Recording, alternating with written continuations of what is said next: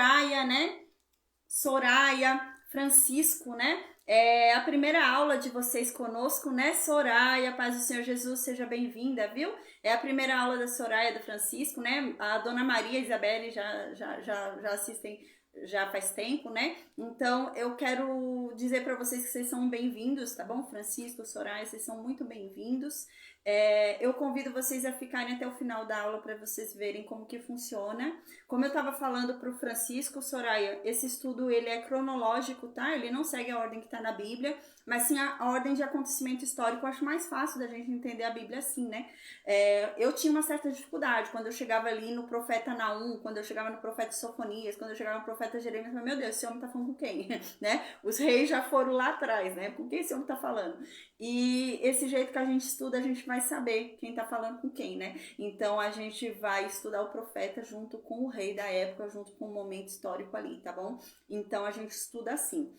A gente já leu 17 livros da Bíblia e a gente está agora finalizando o 18º livro. Na verdade, a gente está estudando o livro de Reis. Na verdade, o nosso estudo aqui é sobre o livro de Reis. A gente está no período da história do livro de Reis ali, onde o Reino Norte já foi levado pela Assíria. Faz uns 8 anos que ele foi levado. E o Reino Sul está sofrendo ameaças de invasão pela Síria, tá? Então a gente está nesse momento da história. E dentro desse momento da história, o profeta Isaías fala ali com o reino de Judá, o profeta Miqueias fala, tá bom? O profeta Jonas também, ele tá aí por perto desse período. Então a gente vai estudando esses profetas dentro do período histórico deles, tá bom? Então, amém. O próximo livro que a gente vai finalizar é o livro de Miqueias. O livro de Miqueias é que vai ser o nosso 18º livro. E depois, provavelmente, o livro de Jonas, tá? O livro de Isaías vai demorar um pouquinho ainda aí pra gente finalizar, tá? Então, eu convido vocês para ficarem até o final da aula, para vocês verem como funciona, tá bom? E sejam muito bem-vindos. A gente começa como a gente começou hoje, vocês viram, né? A gente começa sempre com uma música cristã, com louvor, tá? Depois a gente faz uma oração, que a gente já vai começar agora a nossa oração. Então a gente estuda o capítulo do dia. O capítulo de hoje é o capítulo 26 do livro de Isaías, tá? O capítulo 26 do livro de Isaías, como eu havia falado na aula passada, do capítulo 24 do livro de Isaías até o capítulo 27 do livro de Isaías, né, é chamado como o Apocalipse de Isaías. A paz, Rafael, seja bem-vindo, tá no Facebook, amém. É conhecido como o Apocalipse de Isaías, tá? Do capítulo... Tá aqui, eu tô com a iluminação do dia mesmo. tá bem no meu rosto, na janela, né? Mas amém. Então, do capítulo 24 até o capítulo 27 do livro de Isaías, é conhecido como o Apocalipse de Isaías, porque ele fala em palavras, né, em termos totalmente escatológicos, gente.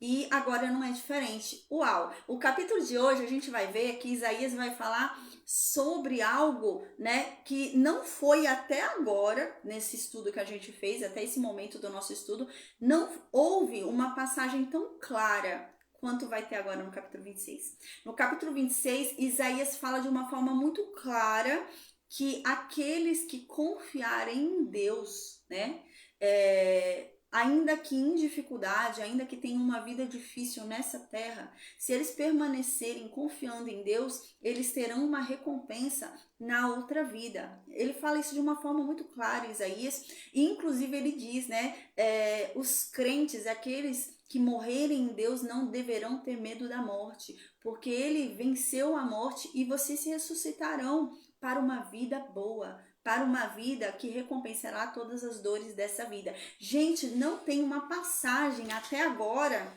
né? A gente só vai ver uma passagem tão clara assim no Novo Testamento ali com os apóstolos. Mas até agora não teve uma passagem tão clara quanto a passagem que vai ter agora no capítulo 26. Isaías é muito claro, né? Sobre a ressurreição, tá? Dos santos e sobre essa recompensa que os santos terão em permanecerem fiéis a Deus diante das dificuldades da vida, tá bom? Nossa, é um capítulo extraordinário, tá bom? Então, eu convido você, Soraya, você, Francisco, a ficarem até o final da aula de hoje para vocês entenderem como funciona, tá bom? Vocês vão perceber, na verdade, o capítulo 26 do livro de Isaías parece até um salmo. Lembra muito os salmos de Davi, lembra muito mesmo, né? Ele meio que salmodeia aqui, esse capítulo 26, ele fala meio com cântico, entende? Então fica parecendo um salmo, mas é um salmo escatológico, é um salmo que fala sobre a morte e a ressurreição, né? Extraordinário, tá bom? Então eu vou orar agora. Soraya, seja bem-vinda, viu? Francisco, seja bem-vindo. Eu vou orar agora, Rafael, amém. Seja bem-vindo, né? E eu vou orar agora então, e a gente vai começar a estudar o capítulo 26, tá? Geralmente a gente tem a nossa aula à noite, né? 7 horas da noite. Hoje eu tenho um compromisso à noite, então eu adiantei para agora, tá?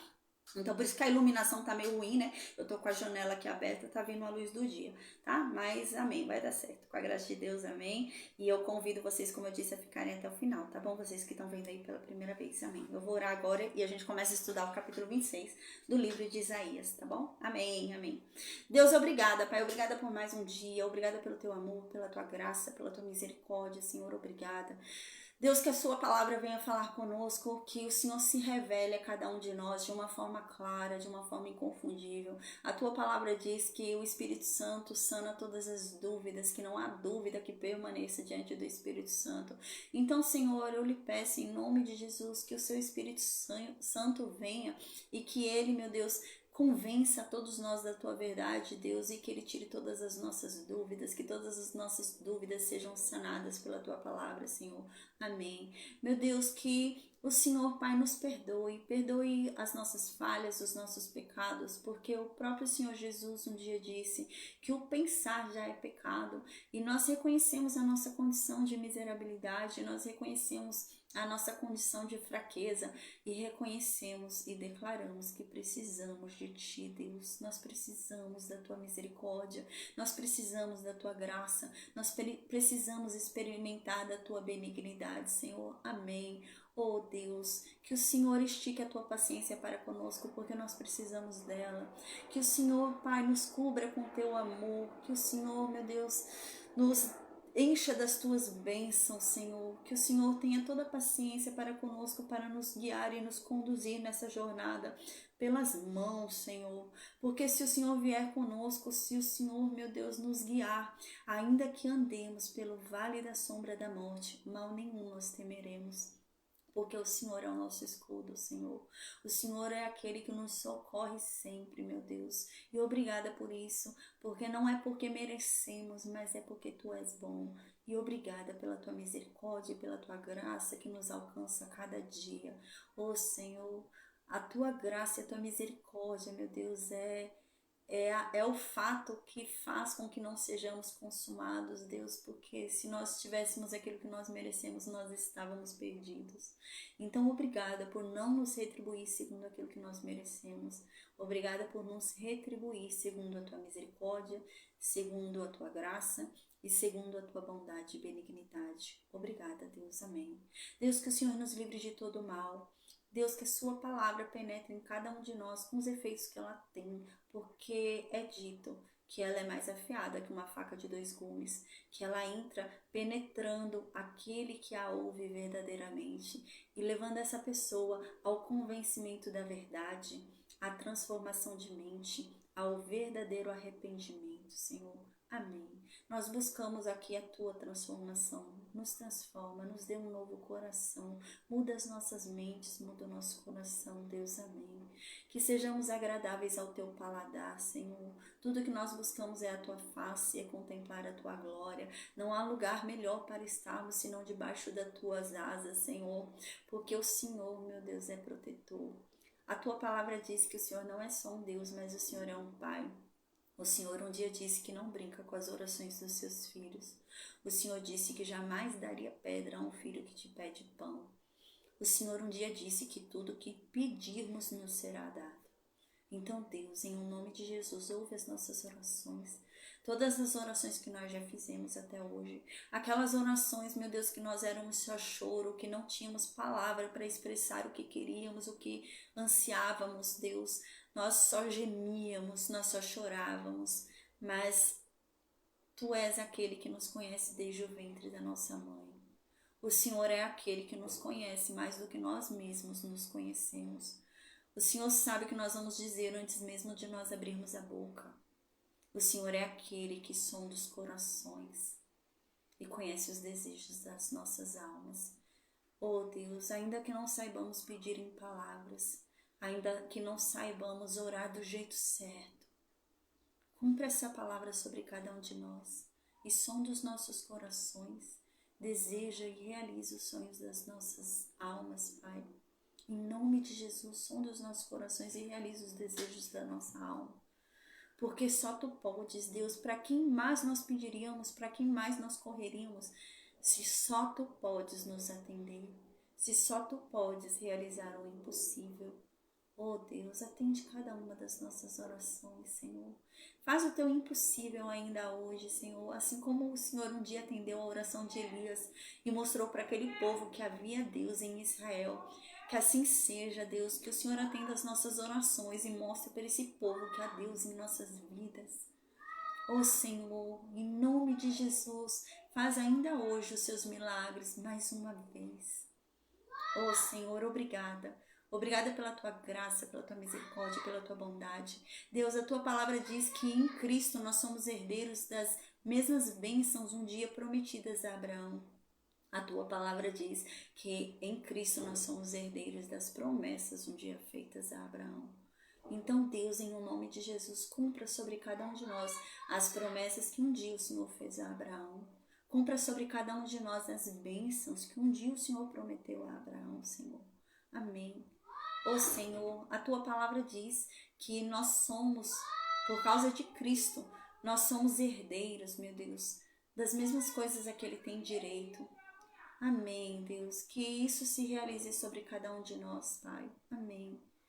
Que o Senhor olhe para conosco com o mesmo olhar de amor, de mansidão, de calmaria, que fez com que o Senhor entregasse o Seu único Filho por cada um de nós. Que esse amor se revele hoje em nossas vidas e que possamos experimentar da Tua benignidade, Deus.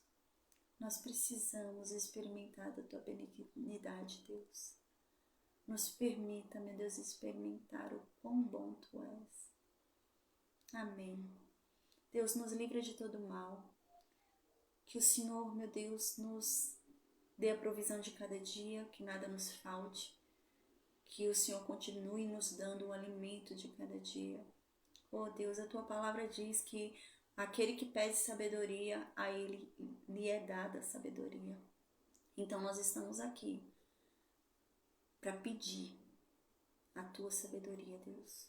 Oh Senhor, assim como o Senhor atendeu um dia a oração de Salomão e deu a ele sabedoria, e o Senhor prometeu que todo aquele que pedisse lhe seria dada. Que essa palavra se cumpra sobre cada um de nós e que tenhamos, meu Deus, da Tua sabedoria.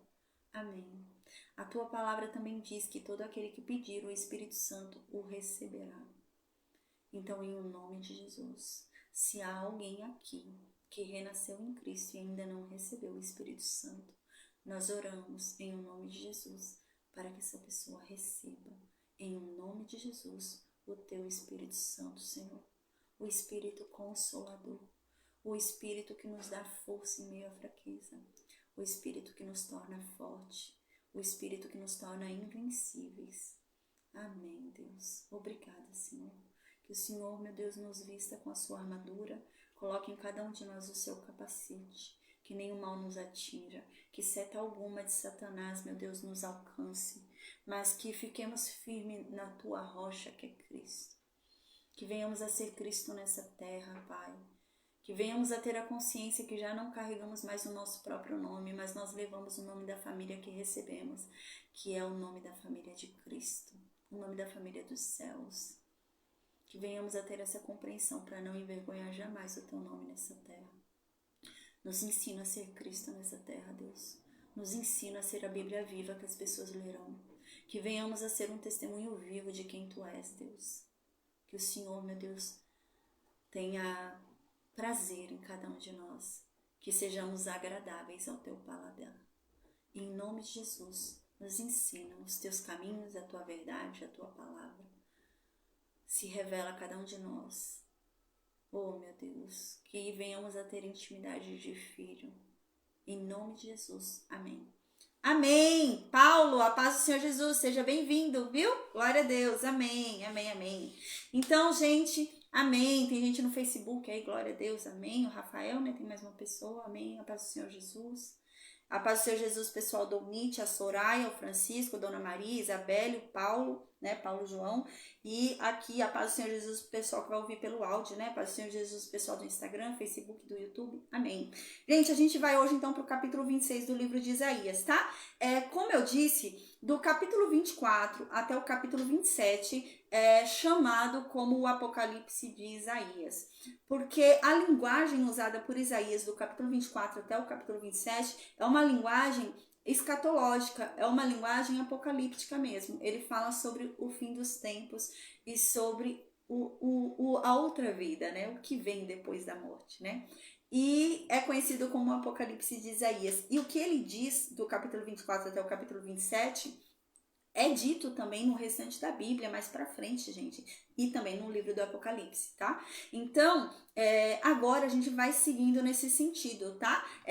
O intuito do livro, do capítulo 24 até o capítulo 27 do livro de Isaías é o seguinte, a gente lembra qual é o contexto histórico que a gente tá, né? Vamos lembrar?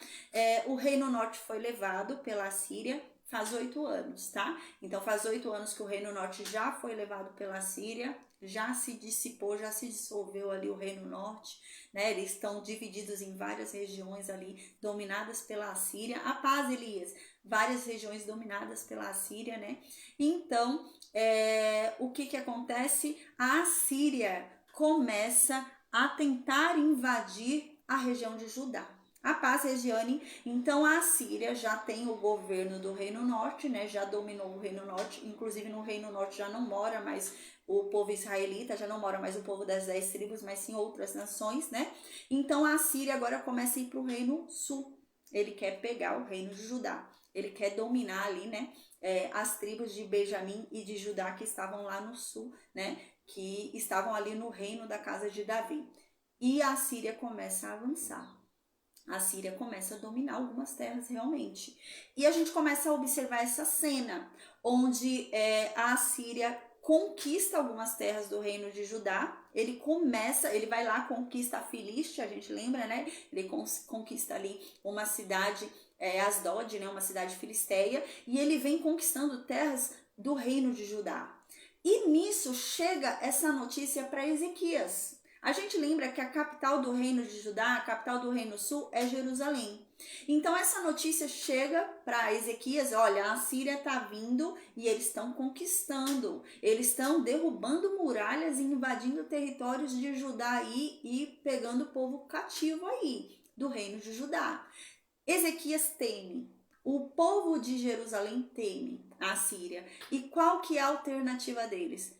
Fecharem a cidade. Tá? Então a gente lembra nessa época como que era a cidade, era muralha, né? Eles colocavam muralhas para proteger as cidades de invasões e colocavam um portão forte, era um portão, gente, de um ferro forte, não um portão que você dá um chute e quebra. Era um portão resistente. A gente lembra que eu falei sobre esse portão na época de Sansão. Lembra que Sansão foi lá na Filístia, né? E os filisteus queriam matar Sansão. Sansão pega o portão e leva o portão no ombro e vai embora para uma montanha com o portão no ombro.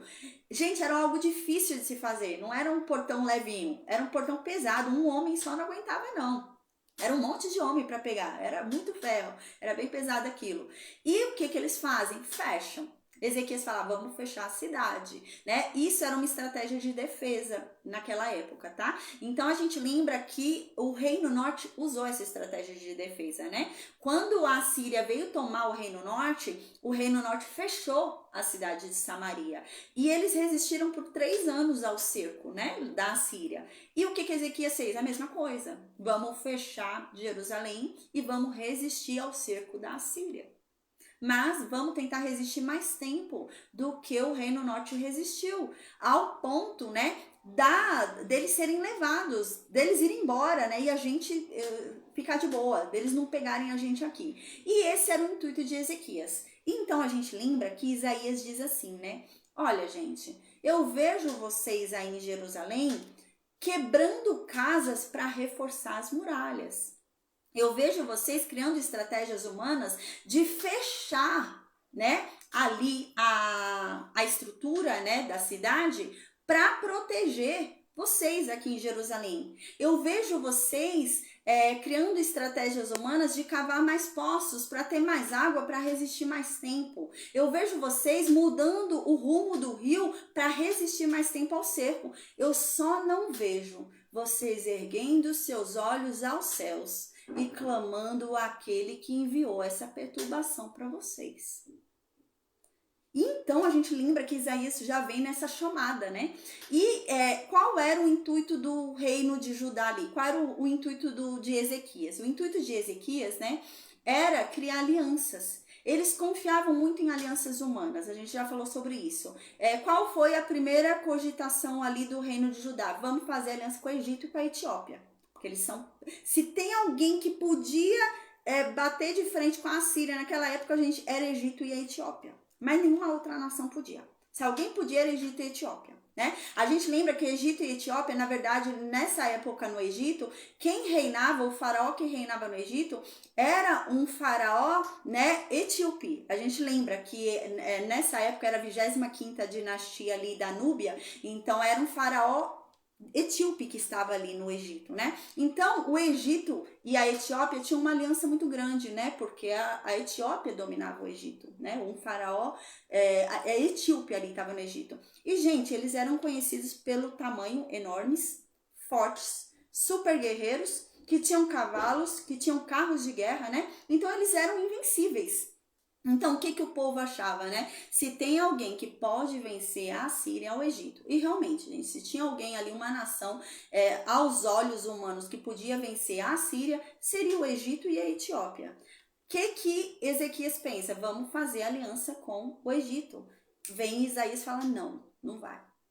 Vocês não vão fazer aliança com o Egito e com a Etiópia, porque eles também vão cair. A Síria vai dominar eles também. E a gente vai ver que vai. A Síria vai tomar ali o Egito e a Etiópia. E Deus fala, não, vocês não vão. Eles não vão proteger nem a eles mesmos como eles vão proteger vocês.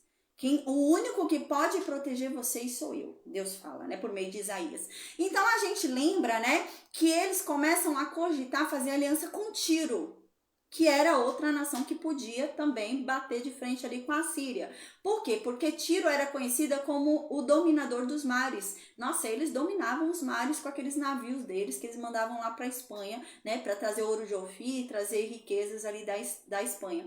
E, gente, eles eram conhecidos por isso, por dominarem os mares.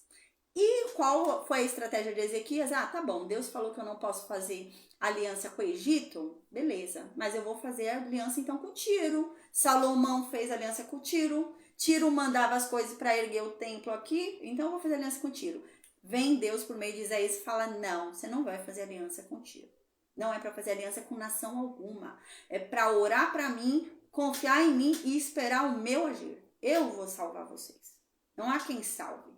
Eles não vão salvar nem a eles mesmos. Tiro também vai cair, né? Então, vem vindo nesse sentido, tá? O povo ali sofrendo, né? O povo tá com o portão da cidade fechado, estão com medo da Síria vir tomar eles, assim como tomaram o Reino Norte, estão morrendo de medo ali, né? Então, o que acontece? Isaías, no capítulo 24, começa a falar o seguinte para o reino de Judá. É o seguinte, gente, ainda que seja difícil, ainda que Deus esteja provando vocês, né? Vocês têm que permanecer fiéis a Deus, porque aquele que abriu a ferida é o que pode curá-la, né? É nesse sentido que Isaías começa a falar ali com aquele povo. Então, é um povo que está vendo os seus morrerem. Né? Imagina, é um povo que está confiando em Deus, está esperando de Deus, só que está vendo os seus morrerem. E eles estão falando, poxa, mas a gente está confiando em Deus, a gente está buscando a Deus, a gente está orando a Deus, a gente está fazendo as coisas certas, mas mesmo assim tem gente nossa morrendo. Tem gente, né? Isso, o Rafael tá falando que Salomão se envolveu com uma mulher da Etiópia e provavelmente teve um filho com ela, né? É a rainha de Sabá, né? A rainha de Sabá era da Etiópia e até hoje, né? Eles dizem, né, que a Arca da Aliança está lá, né? Que o filho, assim, historicamente se diz que Salomão teve um filho com a rainha de Sabá, né? E esse filho depois foi e levou a Arca da Aliança lá para a Etiópia. Realmente tem isso, Rafael. Isso mesmo, Rafael, ele pecou por ter muitas mulheres e muita riqueza, né? Então, gente, nesse contexto histórico, né, Isaías vem dizendo o que agora? Isaías vem com uma mensagem que tem tudo a ver com o Novo Testamento, com a mensagem que Jesus vem trazendo. A mensagem de Isaías é a seguinte, no capítulo 26. Gente, para quem morre em Deus, para quem morre em Cristo, o morrer não é perda, gente. É lucro, porque vocês vão ser ressuscitados e vocês vão ser recompensados pelas dores que vocês tiveram nessa vida. Então, se vocês tiveram uma vida difícil aqui, não fiquem angustiados por isso. O morrer em Cristo não é morrer eternamente, porque um dia vocês ressuscitarão. Isaías começa a falar isso, gente. Uau, imagina, é a primeira vez na Bíblia que se fala tão claramente sobre a ressurreição e uma vida que virá de recompensas por essa vida aqui. Uau! O livro de Isaías é a primeira vez na Bíblia, no Antigo Testamento, que é falado sobre isso. Então, Isaías começa a dizer o seguinte, olha, sua vida aqui tá difícil, né? Você tem chorado muito, tem sido muito triste sua vida aqui. Calma, né? Calma. Você será recompensado das suas dores. No grande dia você será ressuscitado. Jesus virá e enxugará as suas lágrimas e recompensará você por todas as suas dores. E você já não mais se lembrará delas. Caramba, Isaías fala isso de uma forma muito clara, né? Muito objetiva. E a gente vê isso sendo repetido no Novo Testamento. Os apóstolos de Jesus e o próprio Jesus dizem isso no Novo Testamento. E a primeira vez que a gente vê isso agora sendo falado é Isaías, tá? Então agora a gente vai ler Isaías 26, capítulo 26, e a gente vai ver esse momento extraordinário onde Isaías fala sobre que os santos serão ressuscitados, tá? Então no capítulo 25, Isaías havia falado sobre os ímpios. Certo? No capítulo 25, Isaías falou sobre o que aconteceria com os ímpios. Então agora, no capítulo 26, Isaías vai dizer o que vai acontecer com os salvos. Isaías vai dizer o que vai acontecer com os santos, tá bom? No versículo 1 diz assim, Isaías 26. Naquele dia, que dia? O dia do juízo, tá? O dia que Jesus vier e, né, depois do reino milenário ali que a gente já falou nas últimas aulas, for manifestar o juízo dele, todo mundo for ressuscitado, ele for dar a sentença para cada um de acordo com que cada um, né, for ali, né, julgado por Jesus. Então, no versículo 1 diz assim, naquele dia, o dia do juízo de Deus, né, se entoará este cântico na terra de Judá. Então, nesse dia, no dia do juízo, será cantada uma canção lá na terra de Judá, tá? Foi o que eu disse, o capítulo 26, quando você lê, gente, parece um salmo, parece muito com um salmo, né? A linguagem é de um salmo, tá? Então, no versículo 2, diz, no versículo 1, no finalzinho, né? Fala sobre o cântico que vai ser cantado, né? No dia do juízo de Deus. Diz assim, nós temos uma cidade forte, a que Deus pôs a salvação, por muros e antimuros, tá? Aqui a cidade forte que tá falando é uma metáfora ao povo de Deus, tá? Então, significa sobre uma proteção. Deus, né? Deus colocou uma proteção sobre os seus. E essa proteção foi dada por muros e antimuros. Para quê? Para salvá-los. Não tá falando sobre proteção nessa terra. Não está falando sobre eu não sofrer nessa terra algumas dores. Está falando sobre a proteção de salvação. Nada vai me impedir de ser salvo. Nada. Se eu fizer, né, segundo o que eu tenho que fazer para ser salva. Nada, né? Aquilo que Paulo diz lá na frente, nem mesmo a morte, nem mesmo a dor, nem mesmo a riqueza, nem mesmo Satanás, nem mesmo nada pode me afastar de Cristo. E é nesse sentido aqui que Isaías está falando, né? Temos uma cidade forte, onde nela Deus pôs a sua salvação por meio de muros e antimuros. Então Deus estabeleceu ali a sua salvação por meio de muros e antimuros. Não tem como perder, não tem como ser destruída, né? Não tem como alguém vir roubar de você. Eu posso perdê-la, né, por meio das minhas atitudes, mas não tem como alguém vir e roubá-la de mim, nesse sentido. No versículo 2, então, diz: abre as portas para que entre nelas a nação justa, que observa a verdade. Uau! A gente falou sobre isso na aula passada, né? Na aula passada eu até falei sobre como seria o cenário, que extraordinário, né? O cenário seria o quê?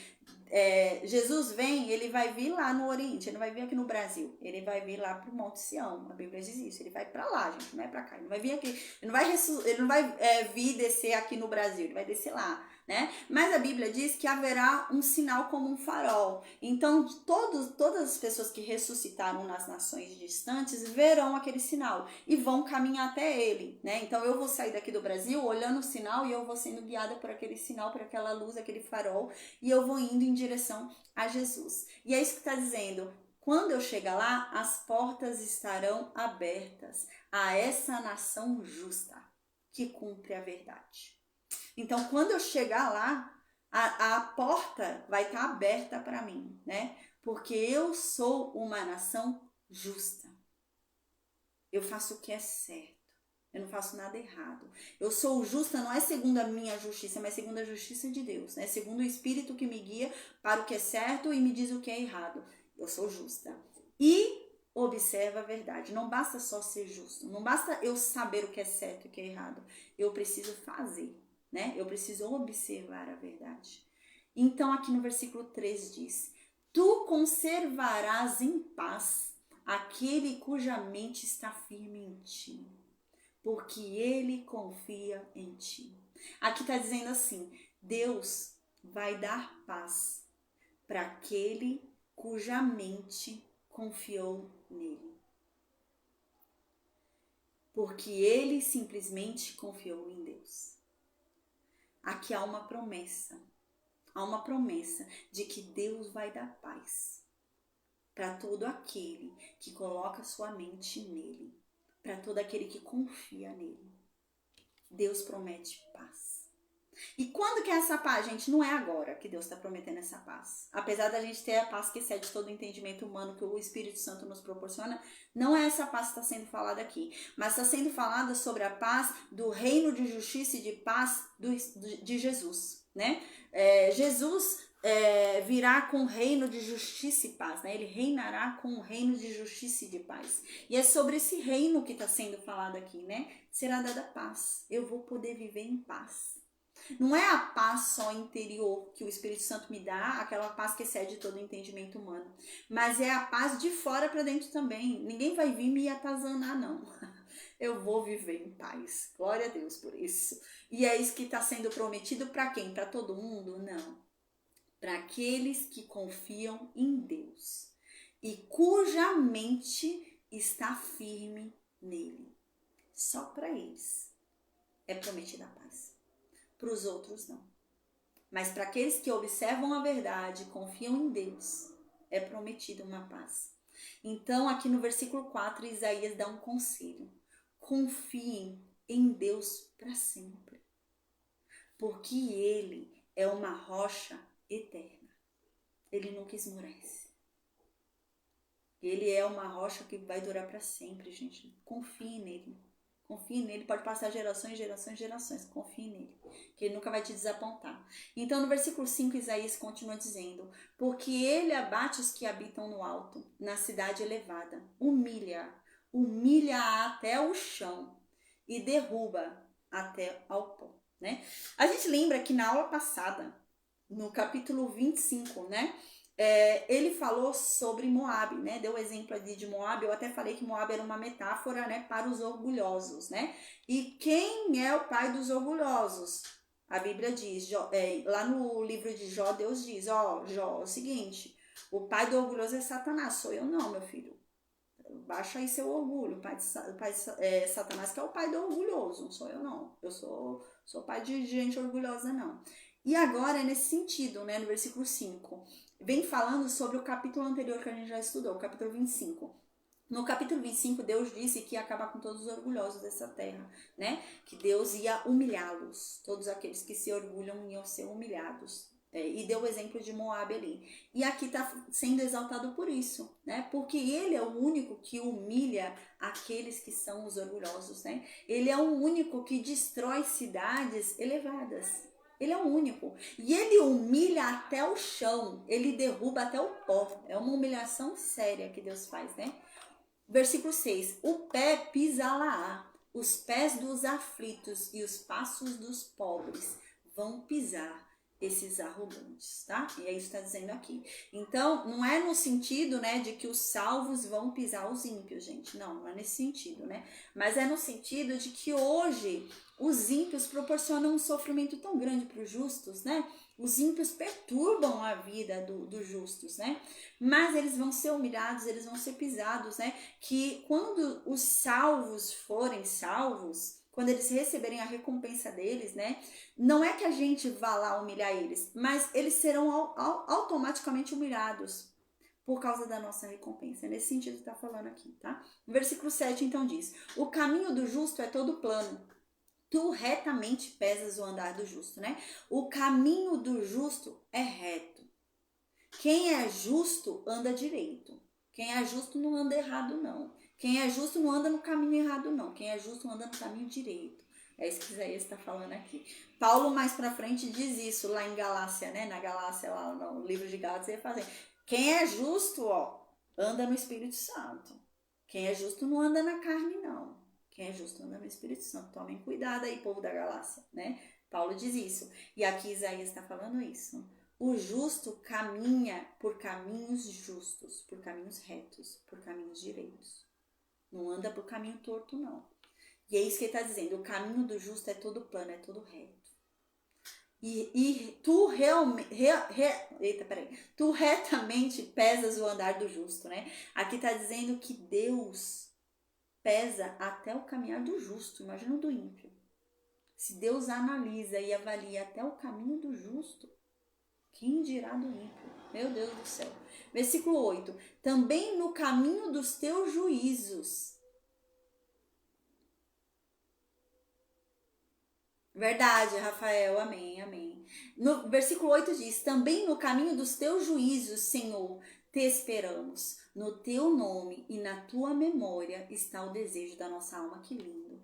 Isaías está falando: Senhor, nós esperamos pelos teus juízos. Nós ansiamos pela tua justiça. E nós, ó, também no caminho dos teus juízos, Senhor, te esperamos. Senhor, nós ansiamos, vem e faz a tua justiça. Deus, vem porque nós ansiamos pela tua justiça. É isso que Isaías está falando aqui.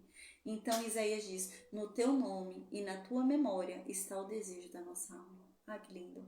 Oh Deus, eu não desejo outra coisa. A minha alma, o desejo da minha alma está no teu nome. Está em ti, na tua memória. Quando eu lembro de ti, minha alma se alegra. Quando eu lembro do que o Senhor já fez, da nossa comunhão, do que o Senhor já fez por nós, a minha alma deseja isso, Deus. É isso que Isaías está falando, que lindo, né? Parece bastante ali, né, quando a gente lembra ali, né, quando Adão e Eva ali, né, caíram. Imagina, a vida deles foi difícil depois, né? Imagina eles depois, né? Eles deviam lembrar. Deus caminhava entre eles. Deus sentava ali, tomava um cafezinho, cada um e Eva, e depois eles não tiveram mais isso. Imagina a falta que fez para eles, né? Eles tiveram ali a presença direta de Deus e não tinham mais. Uau, é isso. Ele tá falando no sentido de Deus. Na minha memória, né, e na tua memória está o desejo da nossa alma, né, a minha alma está na tua memória. Eu sei que hoje eu não tenho nada na minha vida para eu me segurar, é isso que Isaías está falando. Eu sei que hoje não está acontecendo nada aqui em Judá. Eu sei que hoje eu não estou vendo nenhum milagre acontecendo aqui, eu sei que hoje eu não vejo nada, mas é na memória das coisas que já aconteceram que eu vivo. Eu vivo lembrando que um dia o Senhor abriu o mar vermelho. Eu vivo lembrando que o Senhor um dia lançou pragas sobre o Egito. Eu lembro que um dia o Senhor fez água jorrar da rocha. Eu lembro que um dia o Senhor fez maná cair dos céus. É isso aí que está falando. A alma dele não está no que está acontecendo naquele momento em Judá, que é triste o que está acontecendo ali. Mas a alma dele está na memória das coisas que um dia Deus fez e no nome dele, que ainda é poderoso. É nesse sentido, que lindo, né? Parece um salmo, né, de Davi. No versículo 9 diz: com minha alma eu te desejei de noite. Uau, gente, parece um salmo, realmente, né? Com a minha alma eu te desejo à noite, Deus. Eu desejo a tua presença. Eu desejo o teu agir. E com o meu espírito que está dentro de mim, de madrugada eu te busco. Que lindo! Eu estou passando por um momento na minha vida difícil, mas a minha alma eu busco alimentá-la com memória de ti, Deus, com o teu nome. E de madrugada eu anseio por te ver. Eu dobro os meus joelhos e te busco. É isso que Isaías está dizendo. Porque havendo os teus juízos na terra, os moradores do mundo aprendem justiça. Porque se o Senhor vier, Deus, se o Senhor manifestar o teu juízo nessa terra, todos vão aprender o que é certo e o que é errado. Então eu anseio que o Senhor venha. Eu anseio que o Senhor venha e manifeste o teu poder para que todos aprendam segundo a tua justiça. Que lindo. Aí no versículo 10, Isaías diz: ainda que o Senhor se mostre favorável ao ímpio, ainda que o Senhor seja bom com o ímpio, ainda assim o ímpio não aprende nada a Deus. Isaías fala: caramba, Deus, o Senhor é misericordioso com o ímpio, o Senhor é bom com o ímpio. E ainda assim,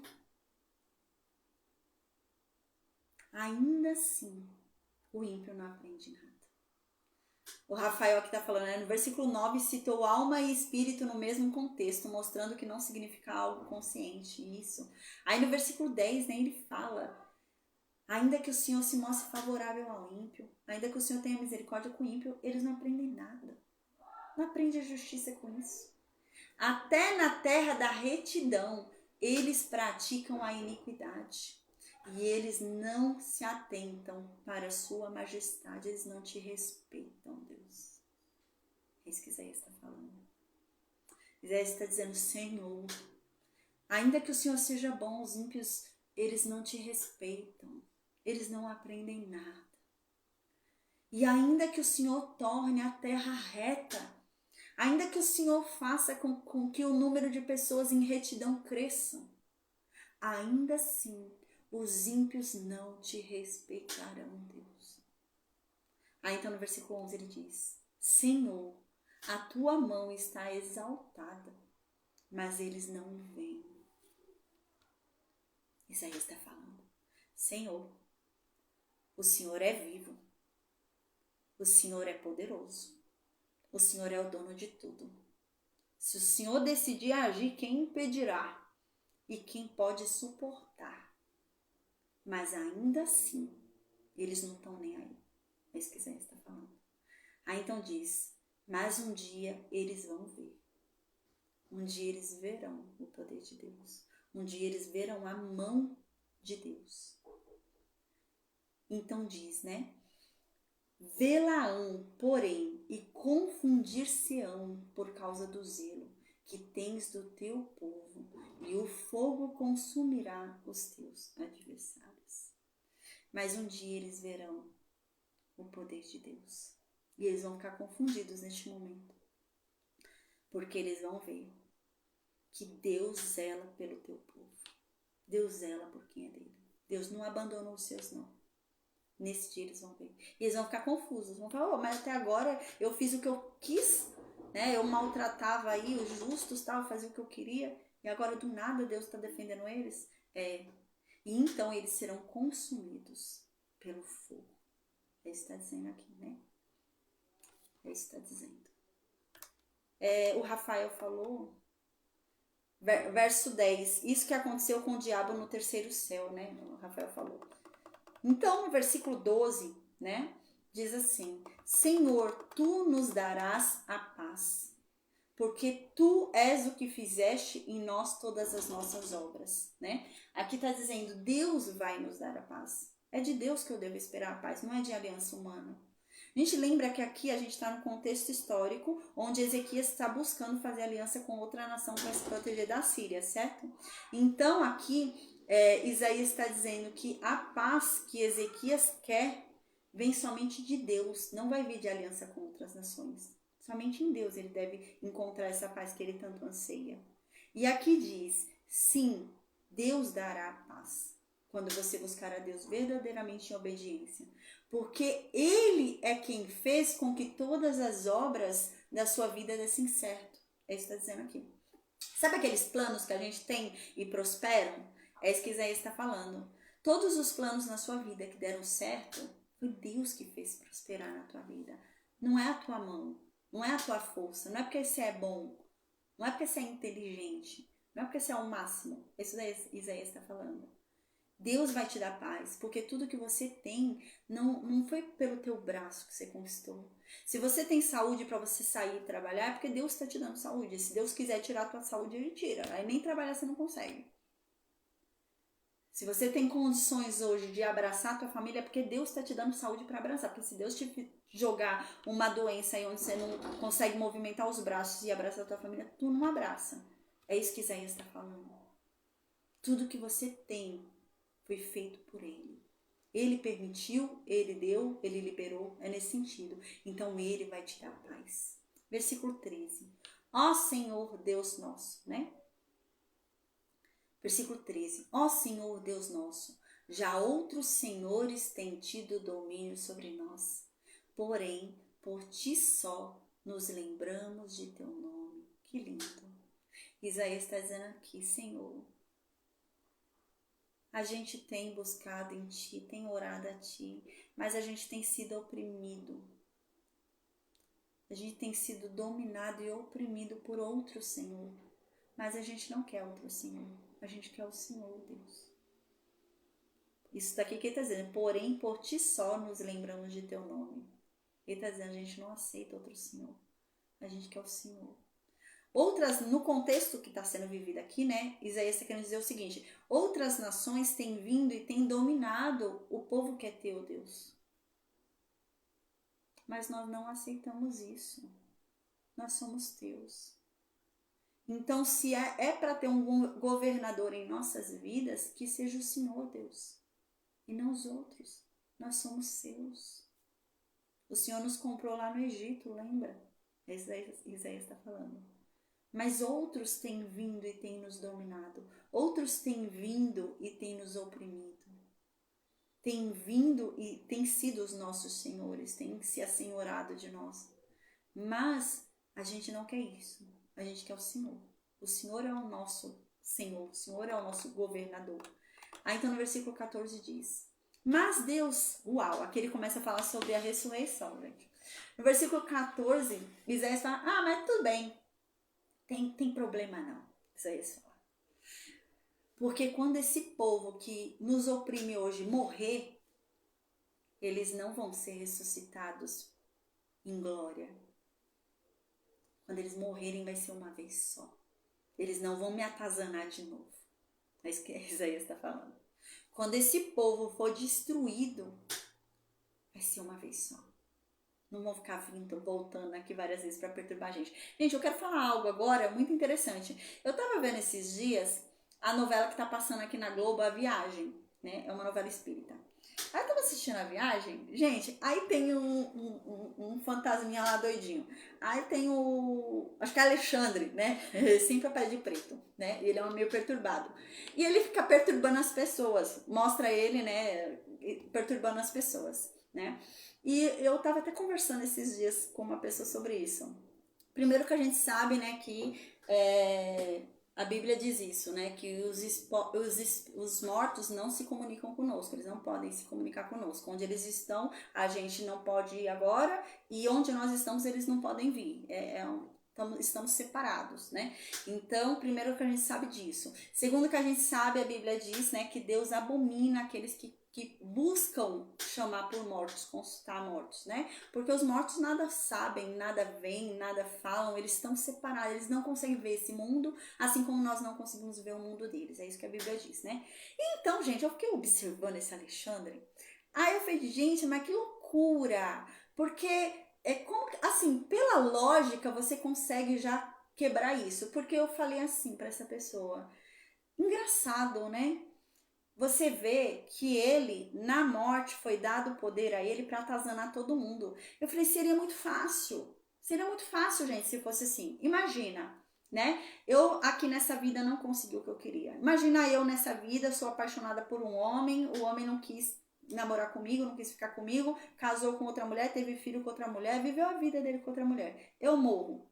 O homem continua vivo com a mulher dele. Eu volto e vou atazanar ele, gente. Seria muito fácil. Seria muito fácil. Imagina o tanto de gente que está sendo atazanada, né? Imagina Hitler morre e volta e atazana todo mundo, né? É muito fácil então, né? Você morre e volta para atazanar, né? Não tem lógica isso, não tem lógica.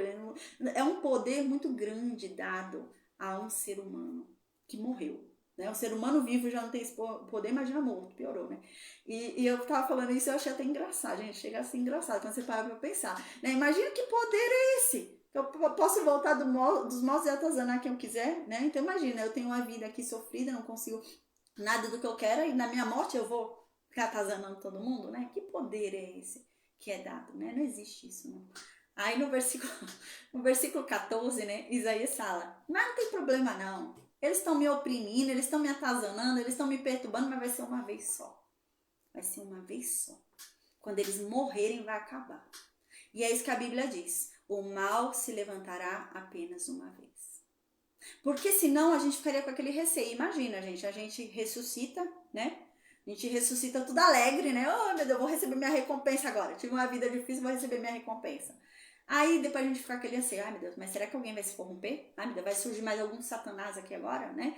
A gente ficaria com aquele receio, né? Meu Deus, será que alguém aqui vai se revoltar de novo? A Bíblia diz não, a gente não precisa ter esse medo. O mal não se levantará uma segunda vez, é só uma vez. É só uma vez. É isso que Isaías está dizendo aqui. Tudo bem, eu estou sendo perturbado, eu estou sendo oprimido, mas quando esse fulano morrer, é uma vez só. Ele não vai vir me perturbar de novo. É só uma vez. Quando ele morrer, acabou. Ele não vai voltar a viver para me atazanar de novo. Então, no versículo 14, ele diz isso. Morrendo eles, não tornarão a viver. Quando eles morrerem, eles não vão tornar a viver. A gente sabe no Apocalipse, no Novo Testamento, diz, né, que na verdade eles também vão ser ressuscitados. Tá? Então os ímpios também serão ressuscitados para julgamento. A Bíblia diz isso. Mas eles sofrerão a segunda morte. Qual que é a segunda morte? Eles não vão ter direito à vida. É isso que está querendo dizer. Não é que eles vão morrer, entende? Porque eles vão ser lançados no lago de fogo e de enxofre, onde está Satanás, a besta e o falso profeta. Mas aos santos, aos justos, será dada a vida. Eles vão ter a vida eterna. Mas aos ímpios, aos que forem condenados, será dada a morte. Eles não vão ter direito à vida. Vão ter direito à morte. Ou seja, eles vão sofrer os aguilhões da morte, eles vão sofrer, né, as durezas da morte, lá no lago de fogo de enxofre, onde vai ser gemido o tempo todo, tá? Então é nesse sentido. Então aqui tá dizendo, eles vão viver, entre aspas, né, eles vão ser ressuscitados. Os ímpios serão ressuscitados, mas não para viver. Eles são ressuscitados para morrer novamente no lago de fogo de enxofre, que é a segunda morte. É nesse sentido aqui, que a gente vai ver mais pra frente, que vai se aprofundando ali, né, na Bíblia. Mas é isso que Isaías já tá querendo dizer aqui. Ah, morrendo eles não tem problema não, eles não vão viver de novo, né? Falecendo eles não vão ressuscitar, tá? Mas a gente sabe que eles vão se ressuscitar, a Bíblia diz isso, né? Que todos ressuscitarão e Jesus vai ali julgar todos e aqueles condenados serão lançados lá no lago de fogo de enxofre, que é a segunda morte, tá? Mas aqui ele diz, eles não vão, o sentido de ressuscitarão aqui é no sentido de não viver novamente para atazanar o povo novamente, tá? Isso daqui também desmistifica aquela coisa de reencarnação. Não existe reencarnação. Morreu é uma vez só. Você não vai viver de novo. Não vai ressuscitar um novo corpo e uma nova vida. Não. É uma vez só. E uns ressuscitarão para a vida eterna e uns ressuscitarão para a segunda morte. É nesse sentido. Então aqui diz, por isso os visitaste e os destruíste e apagaste toda a sua memória. Tá? Aqui não é que eles vão para o lago de fogo e de enxofre sem memória. Assim como os santos serão ressuscitados com memória, a gente vai ter memória quando a gente for ressuscitado, né? Mas a gente não vai se envergonhar, como eu disse na aula passada, a gente não vai se envergonhar do que a gente tem vergonha hoje, né? Hoje eu tenho vergonha do meu passado, do meu pecado, dos meus pecados, eu tenho vergonha, né? Mas nesse dia já não teremos mais, tá? E aqui eles também não vão ter perda de memória, tá? Tanto é que a parábola ali que Jesus diz é muito clara sobre isso. A parábola que Jesus fala sobre o rico e Lázaro. É isso daqui, gente. E Jesus disse muito claramente, né? Não se falou tanto sobre o inferno na Bíblia como Jesus. Jesus falou muito sobre o inferno, né? E Jesus diz isso. Jesus diz que Lázaro sofreu a vida inteira, né? Ele foi muito atormentado nessa vida, e ele era um homem de Deus. Ele não foi salvo porque ele era pobre. Ele não foi salvo porque ele teve uma vida difícil. Ele não foi salvo porque ele sofreu muito. Não. A Bíblia diz que ele foi salvo porque ele era temente a Deus. Né? O sofrimento não salva. A pessoa que tem a vida muito sofrida, não vai ser salva porque teve vida muito sofrida, né? E a mesma coisa, o rico não foi lançado no lago de fogo e de enxofre porque era rico. O problema também não é a riqueza, né? Ele foi lançado porque ele não era temente a Deus, tá? Então, dito isso, Jesus fala sobre isso, né? E Jesus diz que Lázaro lá no céu, ele foi recompensado de todas as dores dele ao ponto dele já nem importar. Sabe que nem a mulher nas dores do parto, né? A mulher quando vai ter filho ali, né? É angustiante na hora que vai ter filho. Mas depois que ela olha o bebezinho no braço dela, ela já nem lembra mais das dores dela. É nesse sentido que a Bíblia diz que será pra gente. A gente já nem lembrará mais das nossas dores, né? Mas o rico lembrava. Tanto que ele ansiava, né? Ele ansiava por sair dali, ao ponto dele até pregar. Ele estava no inferno pregando agora, né? O rico, no inferno, ele virou crente, né? No inferno, ele falou: ô Abraão, permita que Lázaro volte lá para minha família e fale para eles de Deus, para que eles não venham para cá também, que eles creiam. Virou crente. O cara no inferno virou crente, né? Então, é nesse sentido, tá? A memória não vai ser apagada. Então, no versículo 14 diz isso. Quando eles morrerem, eles não viverão novamente. Falecendo, eles não ressuscitarão. Por isso, os visitaste e destruíste, e apagaste toda a sua memória. Quando fala apagar toda a memória, é apagar toda a memória deles da face da terra. É isso que está falando. Quando nós viermos para o reino milenar nessa terra, porque Jesus vai ter que sentar no trono de Davi, né? O trono de Davi é dessa terra. A próxima terra não é do trono de Davi.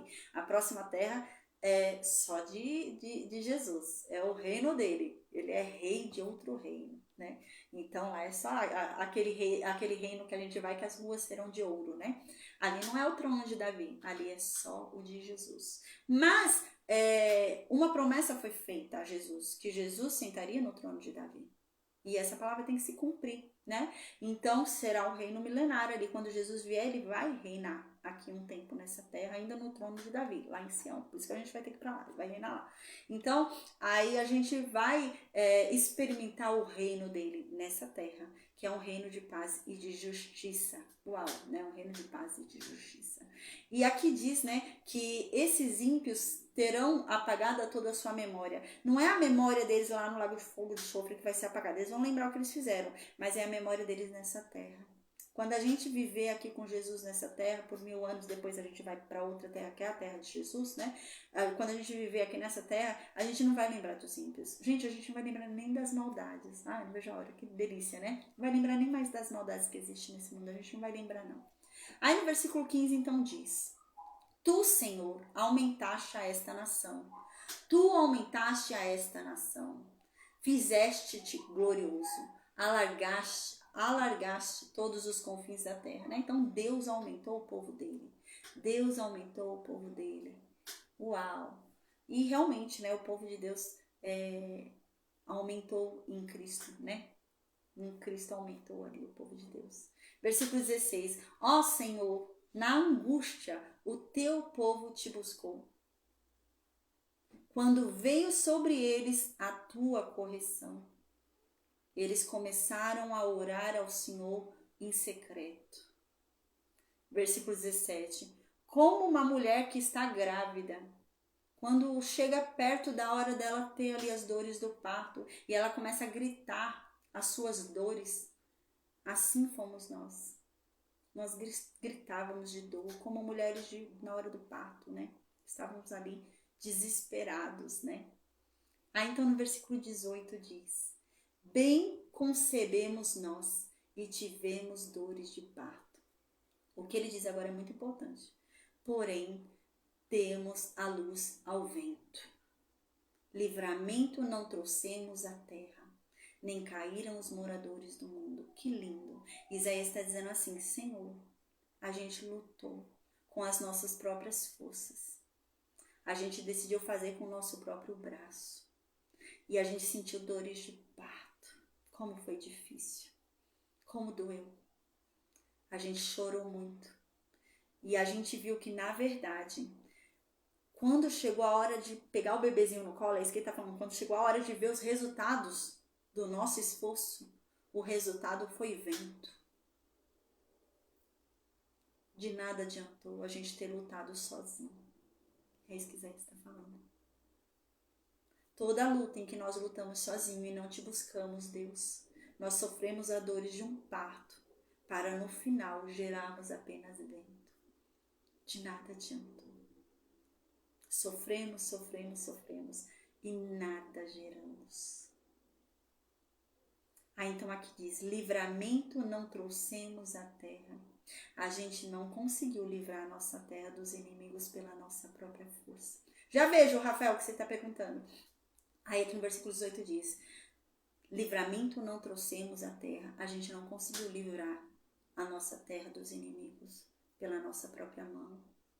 Nem caíram os moradores do mundo e nem conseguimos matar os nossos inimigos com os nossos próprios braços. A nossa luta sem ti, Deus, só nos gerou dor, não gerou mais nada. Que lindo, é isso que Isaías está falando. O Rafael está perguntando aqui, né? Alargaste todas as fronteiras, significa expandir o reino de Jesus na Terra ou expandir o tamanho do planeta? Não. É expandir o reino de Jesus na Terra. Ele está falando aqui sobre aumentar o povo de Deus, né? Então, expandir o reino de Jesus na Terra e também expandir a terra no sentido dos gentios serem alcançados, mas não de aumentar o tamanho da terra, mas de aumentar o número de salvos, sabe? Porque a princípio a promessa era só para o povo de Israel, né? Apesar que desde o Gênesis ali Deus já fala sobre a salvação de todas as nações, né? A princípio, qual era a terra que era santa, né? Qual que era a terra escolhida, né? Era apenas aquela, né? Era só Canaã, era só aquele território, né? Mas não, aí Deus começa a expandir os territórios, né? Então as outras nações também são alcançadas, né? As nações gentias também são alcançadas, aumentando-se o número do povo de Deus e também da terra, né? Mas não no sentido da terra crescer, mas no sentido de a bênção de Deus não está mais só em Canaã, mas nas outras nações que também estão sendo alcançadas, é nesse sentido, tá? Então, amém. Agora deixa eu voltar aqui. Onde que eu tinha parado, gente? Versículo 19? Ih, eu me perdi aqui. Pera, deixa eu ver onde eu parei. Ah, tá. Parei no versículo 18, né? Então, no versículo 18, Isaías diz isso, né? Que bonito, né? Ele fala, bem, a verdade é que a gente deu a luz, sim. A gente sentiu dor, deu a luz ao vento, deu a luz a nada. O que adiantou todo o nosso esforço? Nada. Senti nada, Deus. Que lindo. Isaías está aqui tentando levar o povo, né, a uma conversão genuína aqui, né? Mas até que vai acontecer por um certo tempo, a gente vai ver, né? Mas depois não vai resolver muito, não. Aí no versículo 19, então, diz: os teus mortos e também o meu cadáver viverão e ressuscitarão. Que lindo. Aqui Isaías está falando, imagina, Rafael, aqui Isaías está falando, oh Deus, os teus mortos viverão. Os mortos de Deus viverão. Foi o que eu falei na aula passada, lembra? Que Jesus diz que ele não intercede por todo mundo, não. Tem um povo, né, que às vezes acha que Jesus intercede por todo mundo, né? Não, Jesus não intercede por todo mundo, não. Jesus deixa muito claro, ele intercede por quem ele comprou. Ele intercede por quem é dele e só. Quem não é dele não intercede não, né? Tanto que a Bíblia até diz que a oração do ímpio para Deus é abominação, gente, é pecado. Quando o ímpio ora para Deus é pecado, a não ser que seja a oração de arrependimento, é claro. Mas a oração do ímpio que continua pecando, continua errando, não está arrependido, mas está pedindo para Deus alguma coisa, a Bíblia diz que até a oração dele é pecado, né? E é nesse sentido.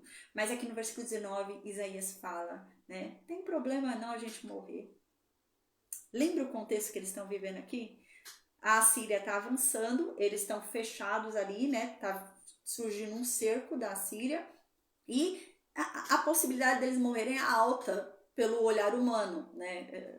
Tanto que a gente até falou algumas aulas atrás que eles começaram a comer tudo que tinha lá, né? Começaram a fazer todos os bois, todas as ovelhas e começaram a se empanturrar de comida. Ah, amanhã a gente vai morrer mesmo, então vamos comer tudo que tem para comer. Eles comiam, passavam mal ali comendo, se entupindo de coisa ali, né? E agora, Isaías fala, também se morrer tem problema não. Se morrer tem problema não, porque eu vou ressuscitar. Aqueles que morrem em Deus ressuscitam. Eu vou viver de novo. Uau, gente, que lindo. Esse mesmo nível de afirmação de que se eu morrer tem problema não, a gente encontra em Paulo. No Novo Testamento, Paulo diz isso. Morrer para mim é lucro. Não tem problema não. Não tem problema não. Que lindo, né?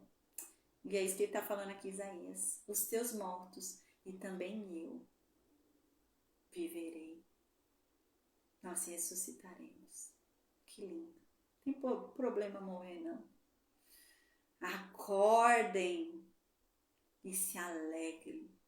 Vocês que já estão no pó. Vocês que já estão mortos em Deus. Acordem e se alegrem. Porque vocês vão viver de novo. Que lindo. Então aqui diz, porque o teu orvalho será como o orvalho das ervas. E a terra vai lançar de si os seus mortos. A terra vai jogar de volta os seus mortos para fora. Que lindo. É isso que Isaías está falando. Uau, é a primeira vez que a gente vê assim, uma esperança até na morte, né? E tão clara, né? Tão objetiva. Aí no versículo 20, Isaías fala, vai, povo meu, e entra nos quartos de vocês. Fechem as portas depois que vocês entrarem e se escondam. Se escondam porque Deus está irado. Fiquem lá escondidos até que a ira de Deus passe. Porque depois que a ira dele passar, vai ficar tudo bem. Que lindo. Isaías está falando nesse momento em que a ira de Deus está solta. Neste momento, não fiquem brincando. Se escondam. Vigiem. Se guardem. Porque vai ser só por um momento. Já já a ira de Deus vai passar. E os mortos dele vão ressuscitar. E vão viver. É isso que está falando, né? Ô povo de Deus, não ceda ao pecado. A paz, Liriane, é isso que ele está falando, ô povo. A gente lembra que aqui era um contexto ali no reino de Judá que o povo estava começando a adorar outros deuses já de novo. Eles estavam pecando, né? A gente lembra no início, quando a gente começou a falar sobre essa invasão da Síria, Isaías fala isso. Isaías fala, vocês têm muitos pecados, por isso que está acontecendo isso. Vocês se esqueceram de Deus. Vocês se esqueceram. Por isso que está acontecendo o que está acontecendo. Então aqui Isaías fala, mas gente, não ceda. Não ceda aos pecados. Não ceda ao mundo. Não ceda. Se esconde. Se guarda. É por pouco tempo. Vai valer a pena. Logo a ira de Deus vai passar. Vocês serão ressuscitados. E serão recompensados. Aquele que virá enxugará a lágrima de vocês. E recompensará a cada um segundo as suas obras. Com ele vem a recompensa dele. Se escondam, se guardem, vigiem, esperem só um pouco. Que lindo, né? O Rafael fala aqui, deixa eu só ver o que o Rafael está perguntando. Na nova terra, alguns vão ressuscitar com imortalidade, de acordo com Apocalipse 24. Assim vai ganhar autoridade sobre as nações, de acordo com Apocalipse 2:27. Assim, os ressuscitados de Isaías são essas pessoas. Parece que terá uma hierarquia, um grupo de pessoas governando as nações em nome de Jesus. Então, Rafael, isso é interessante para a gente falar. Quando a gente chegar lá no livro de Apocalipse, a gente vai falar sobre isso. Quando a gente fala dos céus, do reino de Jesus, a gente imagina, né, um comunismo. Eu imagino, eu vou ser salvo, tá bom, tô no nível de Paulo. Paulo foi salvo, eu sou salvo. Não. A Bíblia diz que há uma hierarquia. É isso mesmo, Rafael. Há uma hierarquia. A Bíblia diz isso. A Bíblia diz, né, que não é assim. A Bíblia diz que alguns vão chegar e vão receber recompensas, né? Vão receber ali a sua glória de acordo com o que fizeram nessa terra.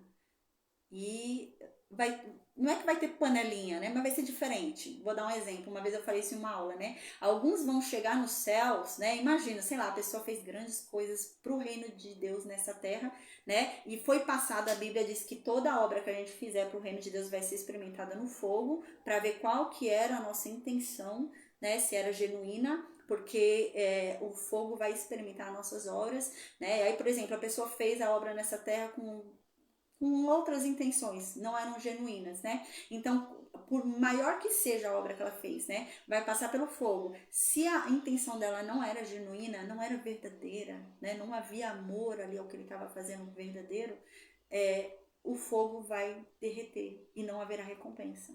A Bíblia diz isso. Não vai ter recompensa, porque não era genuíno.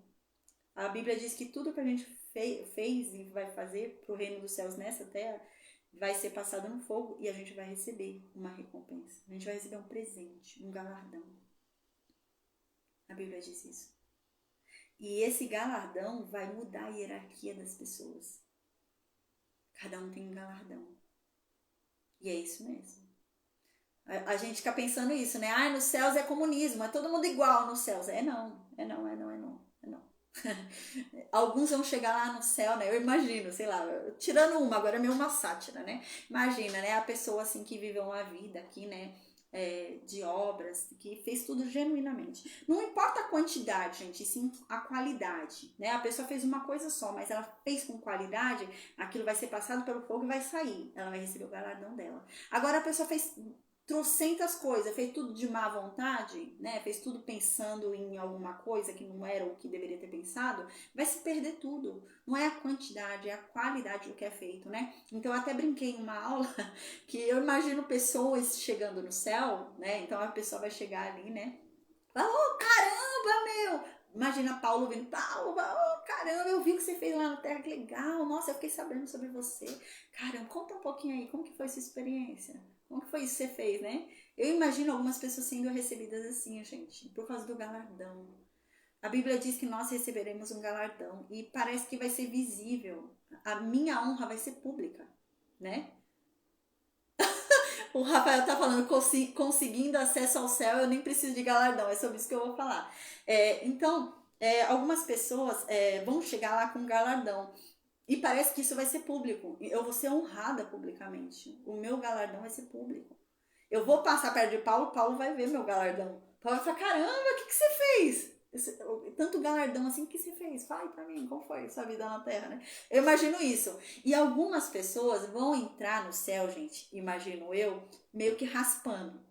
Sabe, sem galardão nenhum, mas assim, meio quase que no hino, né? Eu imagino que algumas pessoas vão entrar assim, vão entrar, sabe, quase no vai, né? E chega, né, no céu, né? Segundo, é claro, né, a obediência a Deus, todos os requisitos para ser salvo. Mas eu acredito que algumas pessoas vão chegar assim, né? Aí essas pessoas vão chegar lá no céu, aí o povo vai olhar, tá bom. E não vai ligar, né? Eu imagino isso, gente. Mas aí o Rafael até brincou aqui, ele falou, conseguindo chegar até o céu, pra mim tá bom, não preciso de galardão não, né? Ai, mas amém, gente, amém. A gente tem que ser salvo, glória a Deus, né, pra viver a nossa eternidade, né? Uma coisa é certa, Rafael, ainda que você não receba o galardão, uma coisa é certa, que as lágrimas serão recompensadas. Então, assim, todas as suas dores dessa vida, mesmo não tem a ver com galardão, né? Galardão tem a ver realmente com isso de hierarquia, eu acredito, pelo que a Bíblia diz, né? O galardão vai dar um nível de hierarquia para as pessoas lá dentro. É como se fossem medalhas, imagino eu, que a gente vai receber, e vai ser notório, né? Mas a Bíblia diz que é independente do galardão, todos nós seremos recompensados, né? Independente do galardão. A pessoa pode chegar lá no céu sem galardão nenhum, mas ela vai ser recompensada de todas as dores dela. Então a pessoa, imagina, a pessoa teve uma vida muito difícil, né? E ela não teve obras, assim, não conseguiu fazer obras, né? Ela fez as obras de fé, claro, né? Mas ela não conseguiu, né, receber nenhum galardão. Mas ela vai ser recompensada pelas lágrimas dela, pelas dores dela. A Bíblia diz que ela será recompensada ao ponto de já não lembrar mais as suas dores, né? Amém, amém. Então, aqui no versículo 21, para finalizar a aula de hoje, glória a Deus, diz assim: porque eis que o Senhor sairá do seu lugar para castigar os moradores da terra por causa dos seus pecados. E então a terra vai descobrir o seu sangue e não encobrirá mais os seus mortos. Aqui Isaías está falando sobre a hora onde o povo de Deus será levado para a outra terra. Porque a Bíblia diz isso, a Bíblia diz que a gente vai ficar um tempo nessa terra com Jesus, né? Porque Jesus tem que cumprir a palavra que diz que ele vai sentar no trono de Davi. E o trono de Davi é dessa terra, não é da outra. O trono de Davi é dessa terra. Então, há uma promessa de que Jesus vai sentar no trono nessa terra e vai reinar nessa terra. E a gente vai viver o reino dele nessa terra. Vai experimentar o reino de paz e de justiça dele nessa terra. Porque ele vai sentar no trono de Davi. Mas, depois disso, a Bíblia diz que ele nos levará ao reino dele, onde não há outro rei, nem antes e nem depois, só ele. É uma terra dele. Uma terra diferente de tudo que a gente já viu. Onde as ruas serão feitas de ouro, a gente vai andar em ruas de ouro. Onde não vai ter luz elétrica. Onde a iluminação será do próprio Deus, a própria glória de Deus nos iluminará. E é nesse lugar que nós vamos viver eternamente. Uau! Nesse lugar extraordinário. E enquanto isso, a Bíblia diz que essa terra que será destruída. Essa terra sofrerá por causa dos pecados que haviam nela. Acabou contaminando a terra e tornando-a imunda para morada. Então Deus destruirá essa terra. E é isso que está dizendo aqui. Então Deus virá para castigar os ímpios por causa do pecado deles. E então a terra será toda em sangue. E a terra não mais esconderá os seus mortos, eles ficarão à vista, eles se verão. Tem tudo a ver com o livro de Apocalipse que diz que os ímpios serão lançados num lago de fogo e de enxofre. Eu creio, sinceramente, que o lago de fogo e de enxofre é nessa terra. Eu creio nisso. Não é outro lugar, eu creio que é aqui. Eu creio que é essa própria terra, né? Então aqui nessa terra, eu já vejo, Rafael, aqui nessa terra, né? Eles serão lançados, os condenados serão lançados nesse lago de fogo de enxofre, onde também está Satanás, a besta e o falso profeta estará, né? Satanás, a besta e o falso profeta, e lá eles ficarão gemendo de dia, de noite, de dia, de noite, gemendo. E os mortos não serão cobertos. Por quê? Porque eles são mortos. Lembra que é a segunda morte? Eles não estão vivos, estão mortos. Mas que morto é esse, né? Eles vão estar vivos, porque eles vão estar ali gemendo de dor e tal, mas eles não terão possibilidade de vida como os outros viverão eternamente. Não. É a segunda morte, é a segunda perdição. Né? E essa não vai ser legal não, né? Eu até brinco, né? Às vezes a gente fica vendo assim, o ímpio se dando tão bem nessa vida, né? A gente fica vendo, caramba, eu trabalho tanto, eu luto tanto, e eu não consegui comprar uma casinha, e aquele cara rouba não sei quanto, tem uma mansão, né? Realmente, a vida do ímpio tem que ser muito boa nessa terra. Tem que ser muito boa, porque é só isso que ele tem. É só essa vida que ele tem. A próxima vida não vai ser boa, não. Então essa tem que valer a pena, porque a outra não vai valer, não. Né? Aí aqui o Rafael perguntou, será que no milênio terá mortes? pois Cristo vai reinar por 1000 anos antes do conflito final. Então, a Bíblia diz assim, né, que vai ter a tribulação, né? Eu não acredito, pelo que a Bíblia diz, que a igreja vai ser levada antes da tribulação, gente, eu não acredito nisso não, viu? Porque é muito claro, a Bíblia diz que a igreja vai ser levada com Cristo. Então, Cristo vai vir 2 vezes? Não, é uma vez só que Cristo vem, né? Então, pelo meu estudo, né, da Bíblia, eu creio que o anticristo vai reinar, né? Vão ter os 3 anos e meio lá de paz, falsa paz, né, do anticristo. Depois virá o tempo de tribulação, os 3 anos e meio, e então Jesus virá depois da tribulação. Então, quando Jesus vier depois da tribulação, a Bíblia diz que quando ele vier, os ímpios que estiverem vivos no momento que ele vier serão mortos por ele, por Jesus. Pelo só falar dele, ele já vai matar todos os ímpios que estiverem vivos quando ele vier. Aí a Bíblia diz no livro de Apocalipse que esse povo que foi morto não será enterrado. Jesus não permitirá que eles sejam enterrados. Eles serão comidos pelos urubus e corvos, né? Eles serão comidos ali, todo o corpo deles será comido, né? Tudo. E então, Jesus reina. Aí diz nesse período, nessa época, quando Jesus vier, a besta e o falso profeta serão enviados para o lago de fogo de enxofre. No livro de Apocalipse diz isso. E enquanto isso, o que acontece com Satanás? Ele é preso. A Bíblia diz que ele será preso por 1000 anos. A Bíblia diz que enquanto Jesus reinar nessa terra, Satanás será preso. E então Jesus reina 1000 anos nessa terra sem ninguém atazanar ninguém, porque só vai ter os santos. Aí a Bíblia diz assim ainda, a Bíblia diz que haverá 2 ressurreições. A Bíblia diz que os primeiros a serem ressuscitados devem ficar muito alegres, porque eles já estão salvos. Que é esse povo que vai reinar com Cristo aqui na terra. Que vai reinar, que vai viver o reino de Cristo aqui na terra os 1000 anos. Aí então a Bíblia diz que terminou os 1000 anos, Satanás será solto.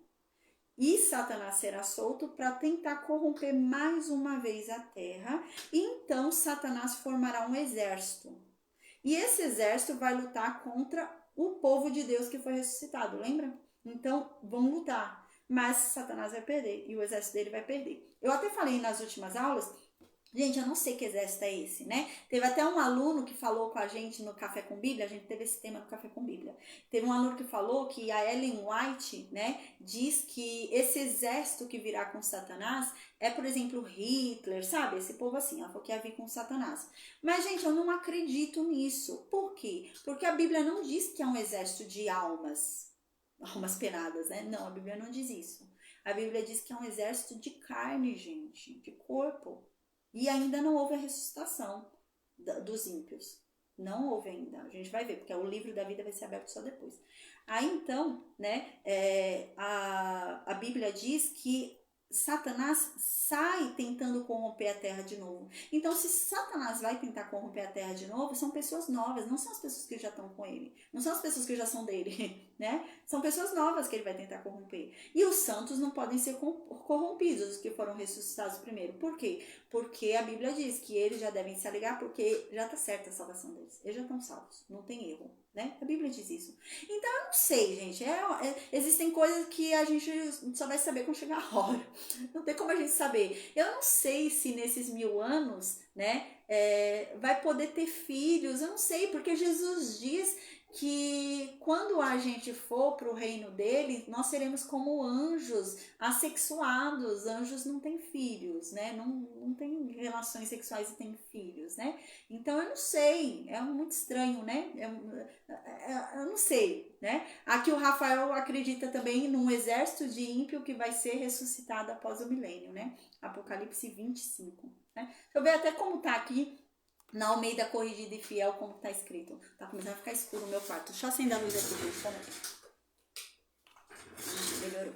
Deixa eu ver aqui na Almeida Corrigida e Fiel como aqui tá. Eu gosto de ler a Almeida Corrigida e Fiel. Ela é mais parecida com o hebraico. Pera aí.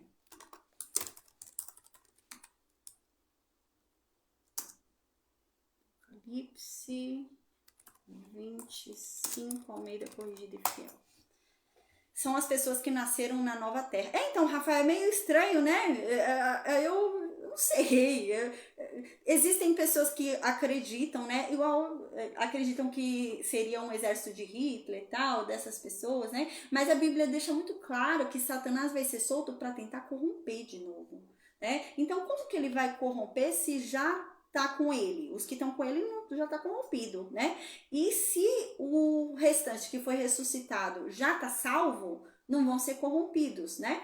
Então, e aí, né? Aqui, ó, no versículo 5 eu achei pela Almeida Corrigida e Fiel. Diz assim: mas os outros mortos não viverão, até que os 1000 anos se acabaram, né? Essa é a primeira ressurreição. É isso mesmo, os outros mortos não vão ser ressuscitados, até que se cumpra os 1000 anos, né? Mas é essa questão, eles não vão viver, os outros mortos, né?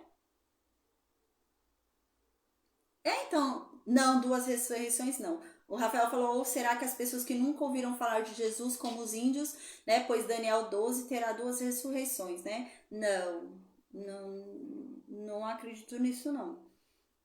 A Bíblia diz que Deus nos julgará, Jesus nos julgará, né? Segundo o nosso nível de conhecimento, né? Uma vez eu falei isso em uma aula. A Bíblia diz que a gente vai ser julgado por todas as oportunidades que a gente teve, não ouviu, né?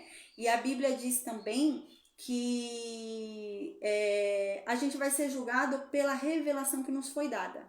A Bíblia diz isso. Por exemplo, imagina, né? Eu até falei isso no início, faz um tempinho já. Imagina, né?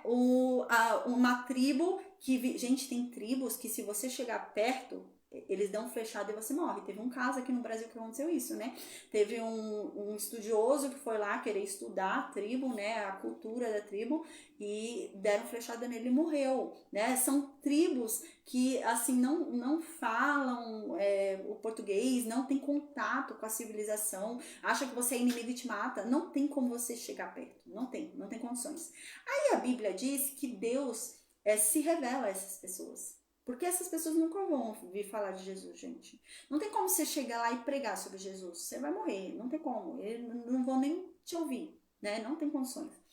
Mas a Bíblia fala sobre essas pessoas. A Bíblia diz, né, que essas pessoas vão ser julgadas segundo a revelação que foi dada a elas. E a Bíblia diz que Deus se revela de várias formas. Deus se revela por meio de sonhos, Deus se revela por meio da natureza, Deus se revela por meio de testemunho de vida, por meio de milagres, né? Então, de alguma forma, Deus está se apresentando para eles. Né? Ou por meio da natureza onde eles vivem, por meio de algum milagre que está acontecendo lá, alguma coisa Deus está fazendo para se revelar. E Deus depois vai julgá-los segundo essa revelação que Deus deu a eles, né? É meio estranho para a gente imaginar, né? Que a gente tem a revelação, né, de Cristo, né?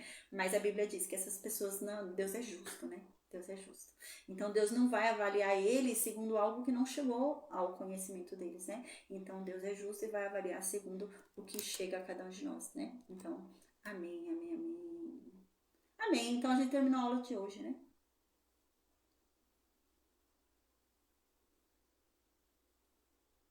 Ah, pode ser. O Rafael agora falou uma coisa interessante. O Rafael falou assim: quando Jesus vier, vai ter criança viva quando ele vier. Ah, então os ressuscitados virão, que são os santos que já são salvos. Mas as crianças salvas, os que tiverem salvos aqui, vão continuar vivendo, né? Vai continuar vivendo ali normal e eles vão poder ter filhos, tal. E então é onde o Satanás vai vir e tentar corromper todo mundo. Tem lógica. Tem lógica realmente, Rafael. Agora você deu uma explicação que tem mais lógica, viu? Tem mais lógica isso daí do que as outras que eu já ouvi até agora. Esse daí que você tá falando tem mais lógica. Realmente, vai ter um povo, é muito mistério, realmente, Rafael. Mas realmente vai ter um povo que vai estar salvo, né? Porque a Bíblia deixa muito claro que quando Jesus vier, ele vai matar os ímpios. Não diz que ele vai matar os salvos que estiverem vivos, né? E quem garante que os salvos vivos não vão continuar vivos? Né? Não vai sofrer porque a Bíblia diz que quando a gente sofrer a ressuscitação, a gente vai receber um corpo incorruptível. E esse corpo incorruptível, Jesus fala que é como dos anjos. Então a gente não vai ter relações sexuais, né? Então essa explicação do Rafael agora foi a mais lógica, realmente. Então haverá um povo na terra que são salvos, né? Que não vão ser mortos, para que Jesus vai matar os que já estariam salvos ali, né? Mas eles vão continuar vivendo, né? E as crianças que tiverem aqui, eles vão continuar vivendo normal, mas os santos não se reproduzirão, né? Enquanto esses vão se reproduzir porque não receberam o corpo incorruptível. Tem lógica isso daí que o Rafael falou agora. né? Então, amém. Tem mais lógica do que as outras coisas que já me andaram falando aí. Glória a Deus. Amém, Rafael. Glória a Deus aí por te iluminar, viu? Amém. Gente, então agora eu vou desconectar, tá bom? A gente adiantou para cedo a aula de hoje, que 7 horas da noite eu não ia poder dar aula, tá? Eu vou sair daqui a pouquinho. Então, Deus abençoe todos nós, viu? Amém. Tem gente nova aí assistindo a aula. Espero que vocês tenham gostado, que vocês voltem mais vezes, tá? Quinta-feira a gente tem aula de novo. Quinta-feira, 7 horas da noite, a gente tem aula de novo. A gente vai falar sobre Isaías 27 aí, tá bom? A gente vai terminar esse circuito aí de apocalíptico aí do livro de Isaías, amém. Amém, Isabelle, Deus te abençoe, viu? Um beijo, até quinta com a graça de Deus, amém. Amém, Rafael, Deus te abençoe, viu? Fiquem com Deus, até quinta-feira com a graça de Deus. Eu vou desconectar o Facebook, tá? E eu vou perguntar no Meet se alguém tem alguma dúvida.